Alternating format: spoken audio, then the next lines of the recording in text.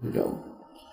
द्वारपाल खड़ा था, सेवक उससे कहा, भाई स्वामी जी से कहिएगा दिल्ली के सम्राट सिकंदर लोधी आए हैं, आपका दर्शन करना चाहते हैं। और कबीर, पहले तो उन्होंने पूछा कि कबीर जी आ चुके हैं, तो द्वारपाल सेवक ने कहा जी अभी आए नहीं है, आने ही वाले हैं। तो सिकंदर लोधी ने कहा कि चलो तब तक अंदर विश्राम कर लेते हैं, साहब संत के दर्शन करते हैं रामानंद जी के। तो वीर देव सिंह बघेल ने कहा कि रुक जाओ, यहाँ का नियम है, पहले आज्ञा लेनी पड़ेगी गुरु जी से, महात्मा जी से। तो सेवादार से कहा कि भाई ऐसे कहिएगा दिल्ली के बादशाह आए हैं और कबीर साहब जब तक आएंगे तब तक यहाँ इंतजार करना चाहते हैं आश्रम के अंदर, और आपका दर्शन भी करना चाहते हैं। अब द्वारपाल अंदर गया, शाम का समय था, मौसम ठीक सा था। बाहर उस आश्रम के अंदर वृक्षों के नीचे स्वामी जी बैठे थे आसन पे, रामानंद जी। द्वारपाल ने जाकर कहा, महाराज ऐसे ऐसे दिल्ली के सम्राट सिकंदर लोधी आए हैं और वो आपका दर्शन भी करना चाहते हैं और कबीर जी से उन्होंने मिलना है, तब तक आपके इस आश्रम में इंतजार करने के लिए अंदर आना चाहते हैं।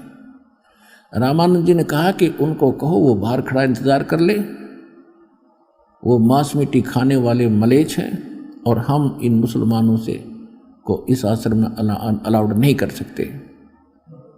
अब वो बोलता उनने भी सुन रहा था, क्योंकि इतना बड़ा आश्रम नहीं था, बगीचा ऐसा था, झोपड़ी डाल रहे थे एक दो। उन दोनों ने भी सुन लिया कि रामानंद जी ने नकार दिया। द्वारपाल ने आकर बताया कि महाराज जी ने आपको मना कर दिया क्योंकि आप मुसलमान हो और मुसलमान इस आश्रम में प्रवेश नहीं कर सकता। अब कहते हैं तप से राज और राजमद मानम और जन्म तीसरे शुक्र स्वान। राजा तप से बनता है और राजा के अंदर अभिमान होता है और अभिमान उसका सबसे बड़ा दुश्मन होता है। उसने सोचा रे 2 कौड़ी का बाबा जी है, एक एकड़ में आश्रम बना के अपने आप को इतना महत्वशाली समझता है, मुसलमानों से नफरत करता है, निकाल के तलवार और चल दिया अंदर। ये कौन रोके द्वारपाल की हिम्मत। सामने जाके गुस्से में रामानंद जी की गर्दन काट दी। अब ये मन का सांग है, सारा मन का खेल है, ये पापी है मन, ये काल है, पहले जुल्म करवाता है और फिर उसका दंड भुगतवाता है। अब जब उसने वो विनाश कर दिया ना, तब अकल ठिकाना आएगी। को तेरे की आया था रोग कटवाने, ये तो अब और बढ़ा ली समस्या। कहने लगा वीर सिंह चल वापस, मेरे तो उल्टे लाग रहे हैं, मेरे तो बुरे दिन हैं, चाहता हूं भला करना और करवाना और होता है बुरा।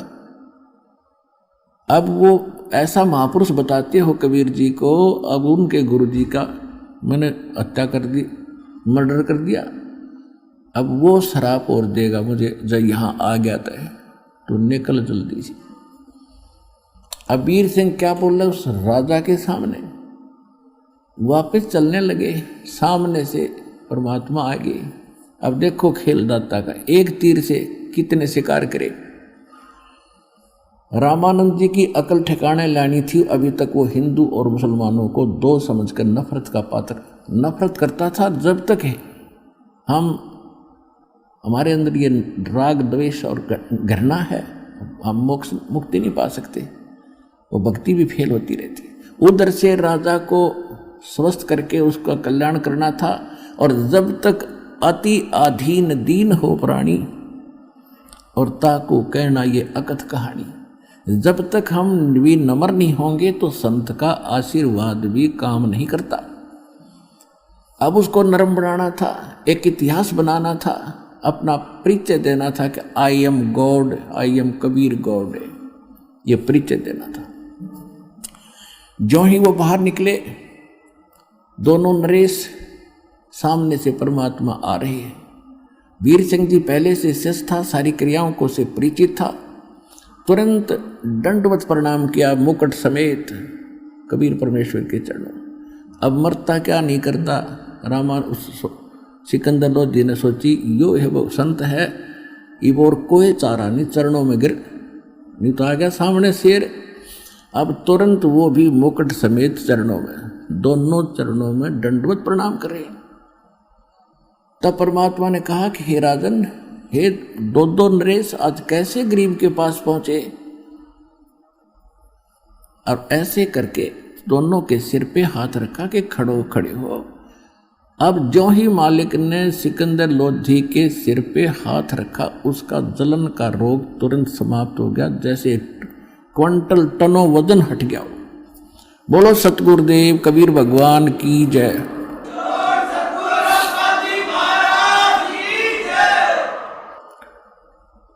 अब वीर सिंह तो खड़ा हो लिया, सिकंदर ना उठे, क्योंकि उसको पता लगे तो अल्लाह अकबर है, ये तो खुद भगवान आए हैं। ओए होए, आशीर्वाद से सब रोग नाश, ऐसा स्वस्थ शरीर हल्का फुल्का हो गया।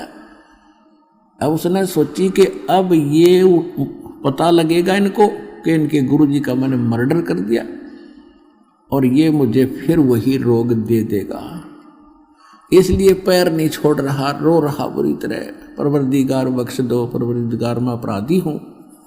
और एक बात और है कि संत के पास आने से मन दूर चला जाता है, ये मन बकवादी है, सारे ऊट पटांग काम ये मन करवाता है, आत्मा को दबा के रखता है। संत के पास आने से मन पीछे हो जाता है, वो डरता भूत है ये, और आत्मा उभर जाती है। आत्मा तो निर्मल है, दयावान है, चाहे वो कोई भी कसाई भी क्यों ना है। तो वहाँ मन हट गया, आत्मा उभर के आएगी सिकंदर लोधी की, और कहता है परवरदिगार मैं अपराधी आदमी हूँ, मैंने बहुत जुल्म कर दिया, ऐसा घिनौना अपराध कर दिया कि अक्षम्य नहीं है, आप मुझे माफ़ नहीं करोगे, मुझे क्षमा कर दो परवरदिगार। परमात्मा बोले भाई कोई बात नहीं, क्या हो गया, ये तो सारा संसार ही गलतियों का पुतला है, संत के पास आते हैं तो बुराइयां छुड़ाई जाती हैं। आप परमात्मा अंतर्यामी जाने थे वो तो सारी, कि नहीं महाराज मैंने बहुत जुल्म कर दिया है, आप अक्षमा नहीं कर सकते, आप अक्षमा कर दो मुझे। परमात्मा बोले जो भी तूने कुछ भी कर दिया, उठ, रो ना बुरी तरह और अक्षमा कर दिया। कि महाराज मैंने वो सारी कथा बता दी कि मैं इतना दुष्ट हूँ, मैंने याचना की आपके गुरुदेव जी से कुछ समय अंदर विश्राम करने की, आपके इंतज़ार के लिए। उन्होंने अभद्र तरीके से मुझे बुरे शब्द कहे, मुझसे सहन नहीं हुए कि मैं ये राक्षस हैं जो मांस खाते हैं, मलेच्छ हैं, मुसलमानों को इस आश्रम में आना अलाउड नहीं है। तो मेरे अंदर युवराज का कीड़ा उठ गया और मेरे पर रुका नहीं गया, और मैंने आपके गुरुजी की हत्या कर दी तलवार से, मुझे माफ़ कर दो। फिर गिर गया चरणों में। परमात्मा बोले खड़ा हो, कोई बात नहीं।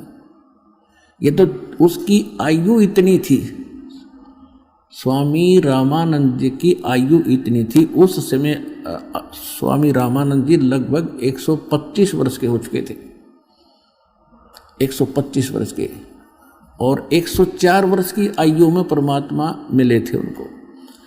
तो परमात्मा ने कहा कि इसकी आयु इतनी थी और आपसे ही इसकी मृत्यु होनी थी, इसमें ना तेरा दोष है ना उनका दोष है, आप चलो, और लेकिन एक काम करो, मेरे साथ वापस चलो। उसने कहा कि अब काम, परमात्मा ने कहा कि अपना काम बताओ, किस लिए आए थे। कि जिस काम के लिए आया था वो तो आपने आशीर्वाद मात्र से ठीक कर दिया।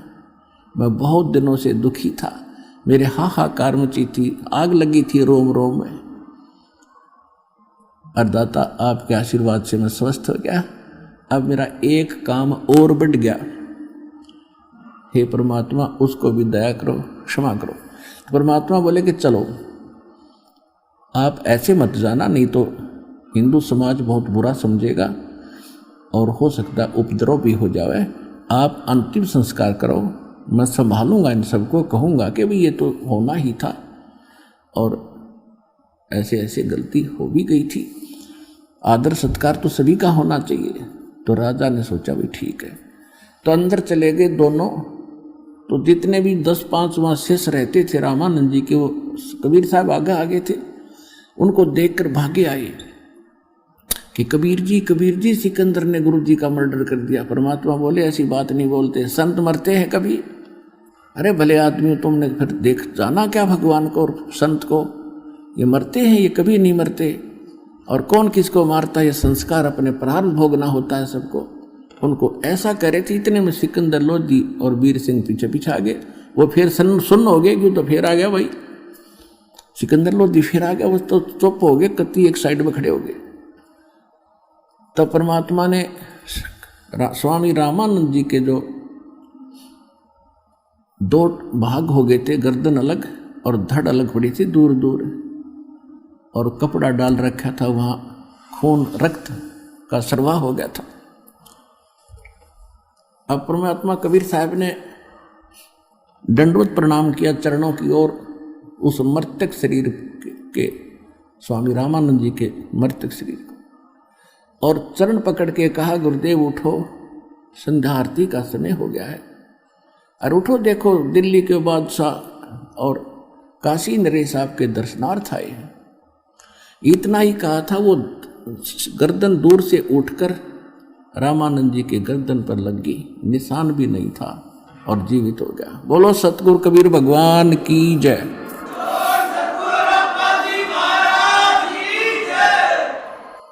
अब सामने उठते ही उसने देखा सिकंदर लोधी फिर खड़ा है, फिर लाल आंख करने लगा।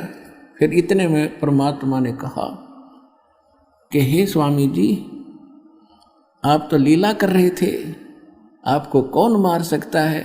तो इतने में उसने नीचे ध्यान गया कि मैं तो मर गया था फिर, और ये मेरे शरीर से मृतक गर्दन कटने के बाद उनके शरीर से दो धारा चली थी, एक रुधिर की एक दूध की। शरीर से तो या तो ब्लड निकलना चाहिए था। तो स्वामी रामानंद जी ने उस भगवान कबीर साहब से पूछा कि हे परवरदिगार,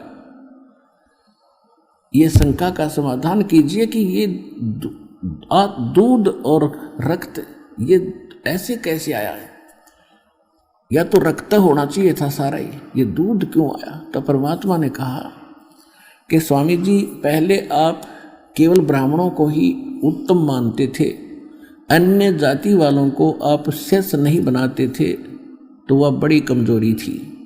वो तो आपने दया कर दी सारे हिंदू समाज के ऊपर कि आप सबको दीक्षा देने लगे, और अभी भी आप में कमजोरी रह रही है कि आप मुसलमानों से नफरत करते हो, और जब तक नफरत शेष है मोक्ष नहीं हो सकता।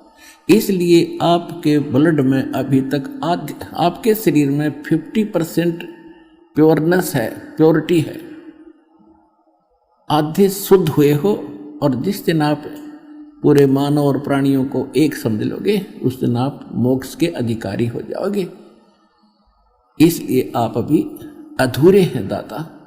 रामानंद खड़े हुए और परमात्मा ने 1 घंटे प्रवचन किए। हिंदू और मुसलमान दो नहीं हैं, दो कहे जो नरक में जावे, एक खुदा के बच्चे हो तुम, सब एक घर से आते हो तुम, या अपने आप अलग अलग जाति और मजहब बनाकर भ्रमित हो जाते हो। हिंदू और मुसलमान सब परमात्मा के बच्चे हैं, ईसाई हो चाहे सिख हो, सिख तो जब तक थे नहीं। तो खड़ा हुआ पर रामानंद खड़े हो गया, आँखों में पानी भर गया, और सिकंदर लोधी को सीने से लगा दिया, बेटा मेरे से गलती होगी, मुझे क्षमा कर देना, मैं बहुत निकम्मा था, आज मेरी आँख खुल गई। उसके बाद रामानंद जी ने किसी भी जीव के प्रति कोई हेट घृणा नहीं रखी।